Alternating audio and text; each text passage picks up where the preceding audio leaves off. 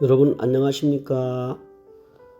2026년 금년 한 해에도 온난화 현상 때문에 한국 자생출란 재배에 큰 영향을 끼치게 된다는 것을 우리가 염두에 두고 그것에 대한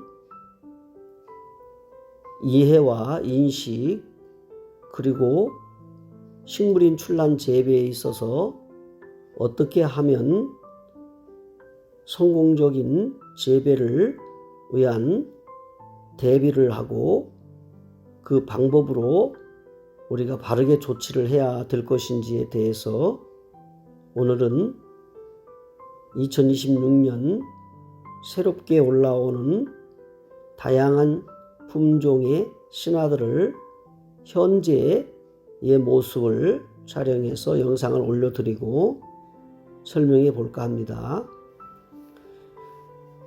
금년 2026년 하절기에도 지구의 전체적인 온난화 현상이 끼치는 다양한 현상들을 생각해 보며 그로 인한 기온 변화에 의해서 고온다습한 일기불순으로 출란 재배에 어떤 생리작용으로 어떤 영향을 끼칠 것이며 또한 어떻게 대비해야 성공적 재배를 할 수 있을까에 대한 의문을 가지고 나름대로 크게 두 가지로 나누어서 설명을 해 볼까 합니다.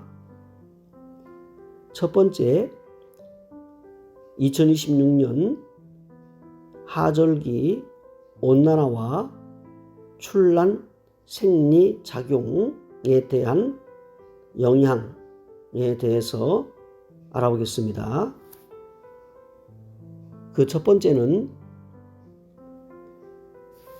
2026년 고온다습한 환경 스트레스가 지속되는 온난화로 여름철 기온과 습도가 높아지고 일기불순이 잦아지면서 출란의 고온 스트레스와 습도 스트레스가 동시에 가해질 수 있다고 보겠습니다.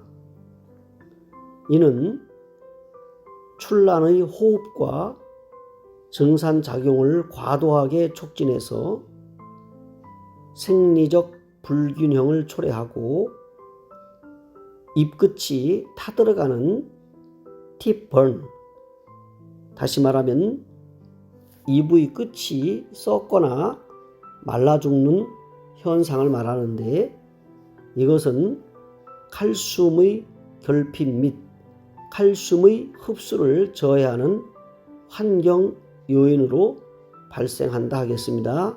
이것을 팁번이라고 합니다. TIPBURN, 팁번입니다.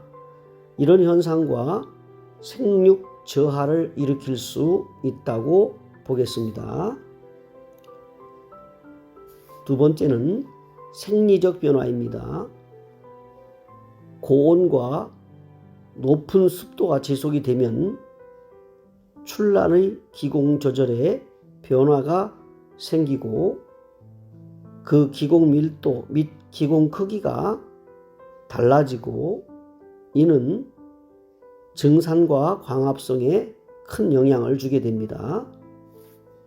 특히 상대 습도가 75% 이하로 낮거나 공기순환이 부족하게 되면 기공이 과도하게 열리게 되는데, 이때 수분 손실과 스트레스가 커지게 됩니다.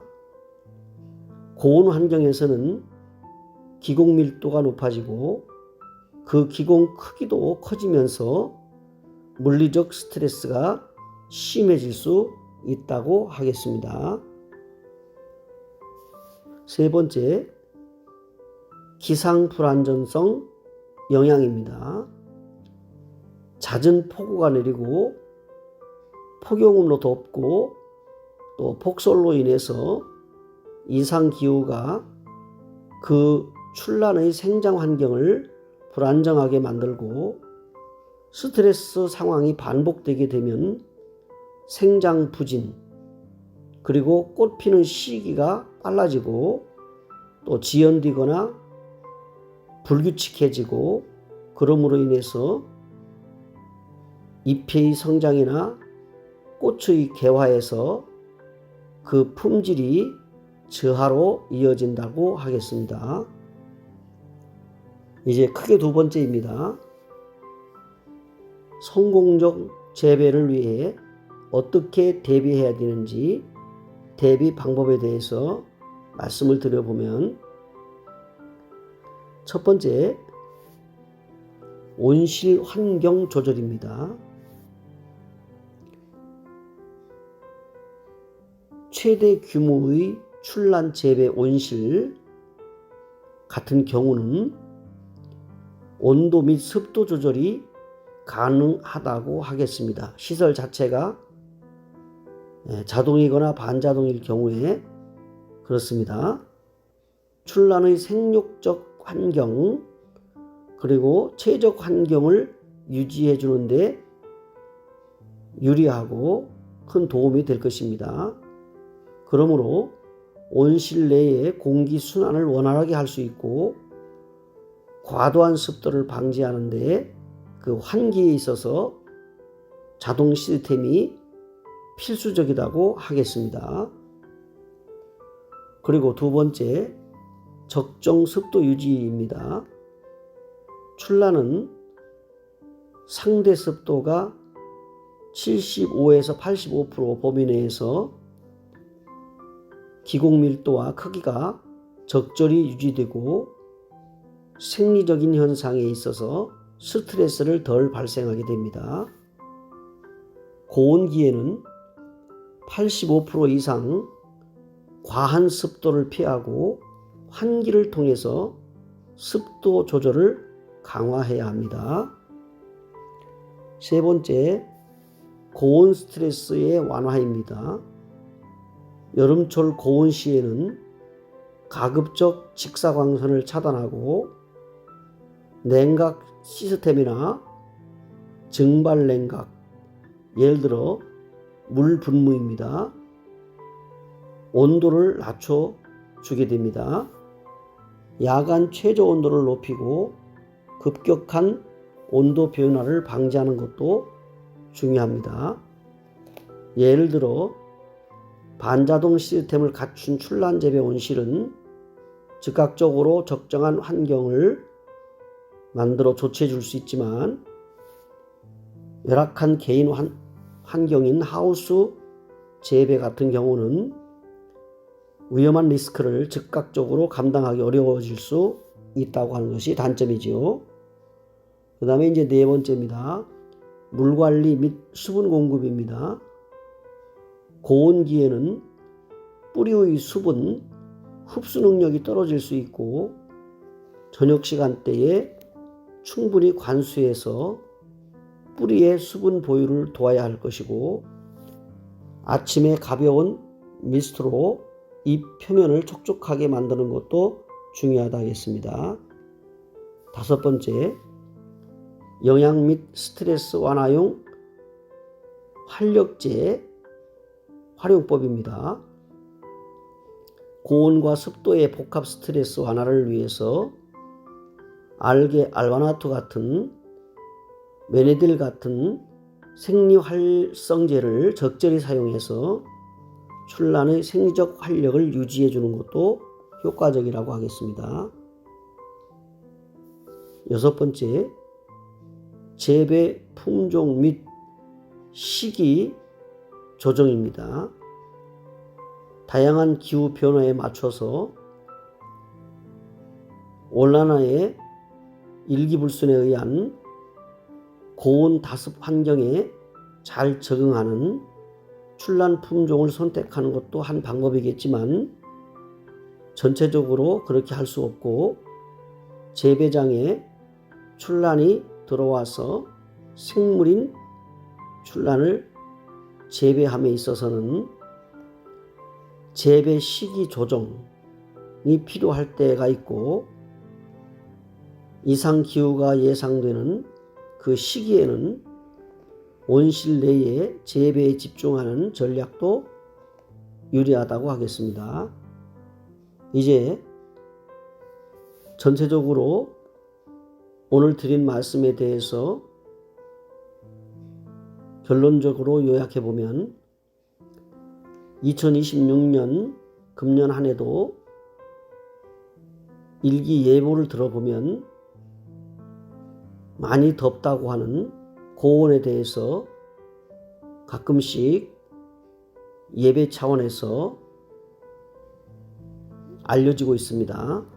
이제 하절기를 눈앞에 두고 30도를 오르내리는 시기가 다가오고 있는데 지구의 온난화 현상, 대한민국의 한반도에도 그리고 특히 우리가 식물을 중에 난초를 재배하는 환경에서 온난화로 인한 고온다습한 환경은 식물인 출란의 성장 생리작용에 크게 스트레스를 주고 정상적인 생장에 크게 저해를 일으킬 수 있다고 봅니다.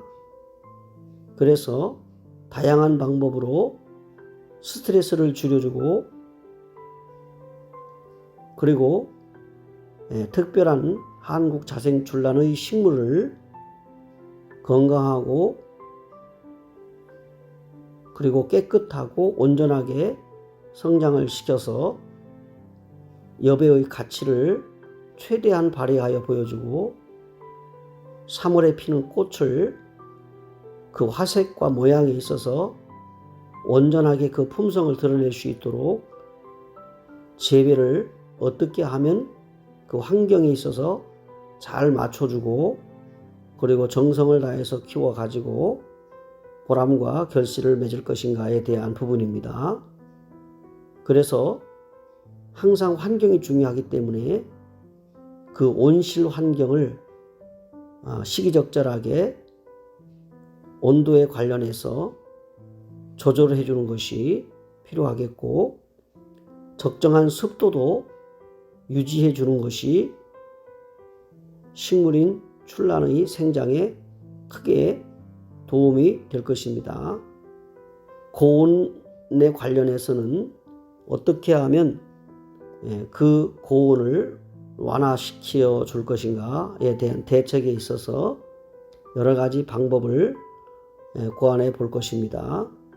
그리고 적절한 수분을 유지해 주고 그리고 필요적절하게 영양을 공급하고 그리고 처방을 하면서 관리하고 재배를 해 나가는 것이 금년 한 해도 나타날 여러 가지 온난화 현상 중에 식물에 영향을 주게 되는 부분을 잘 인지하고 성공적으로 재배를 이끌어 가야 할 것입니다. 이렇게 오늘 또 여러 가지의 현상들 가운데 온난화에 관련된 출란 재배의 방법, 효과적인 결과를 위한 그 출란 재배의 방법을 나름대로 여러 가지로 나누어서 설명해 드렸습니다. 오늘도 동행튜브의 출란에 관련한 노하우를 함께 공유할 수 있어서 감사합니다. 끝까지 함께 해주신 여러분께 감사드리고 편안한 하루 되십시오. 고맙습니다.